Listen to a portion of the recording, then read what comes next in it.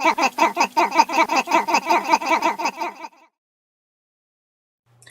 hello, my name's Ollie and this is Book Draw. For those who don't know, I enjoy creating images from queer fiction.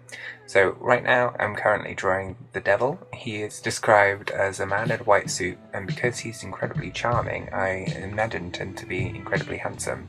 And he, over the course of the evening in the book, The Angel of History, which is what I'm currently working on, is by Rabih Alameddine.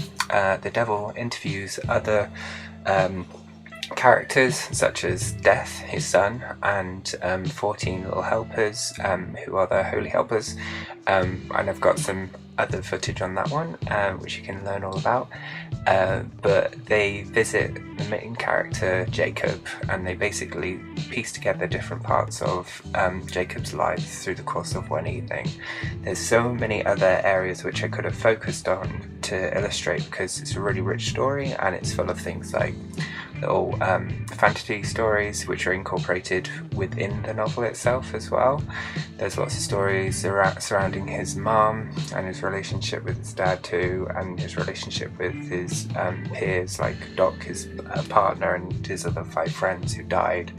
But I was kind of concentrating almost like the Holy Trinity between the devil and now Death, who you see here, and Jacob as a kind of anti-holy Holy Trinity, I guess. I don't know how to describe that, but I really enjoyed doing that. He's a really fun character because he has tattooed sleeves, and they're coming up now, and you'll see there's going to be Daisy Duck, who was hanging from a noose. There's also Peter Pan, who was being quartered, and Nietzsche, who was being spit roast, and the devil wears black nail varnish and a beret. So I thought, as a contemporary version of traditional religious icons, these were really fun. And I've got a full book review coming, which will be on the following Wednesday, so you can check that out too, about the actual story, Angels of History, which I hope you check out. But this is just how I built up the image itself. So Jacob is basically stood with Death and the devil either side of him, and that's because it's all about his reflections from his life, and it's also about how the devil and Death have this dance with your memories and your reality, your sense of reality, your sense of history, and it's constantly being changed and erased and altered. Oh, and this is the Rape of Sabine as well, just so you know, which is incorporated in Death Slays. But yeah, so basically the story is looking at that tension, that change that occurs when you look at your own history, your own reflection, and how you see it, the sense of it.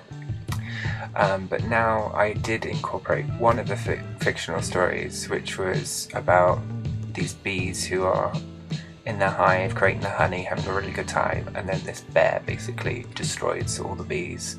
And I thought the bees basically represented his friends who died during the AIDS epidemics in the 80s, and it's partly describing them as bees because they become less than human, something other, which I think is really sad, but kind of telling of that time.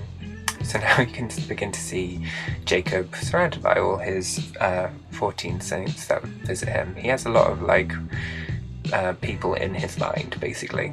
I just wanted them to be there, present, but kind of translucent, and then they're being corroded and erased. That's why I've got things like rust and these scratch marks being kind of stripping away at their presence. And then here's a little Belmoth, which means I'm coming to the end of the video.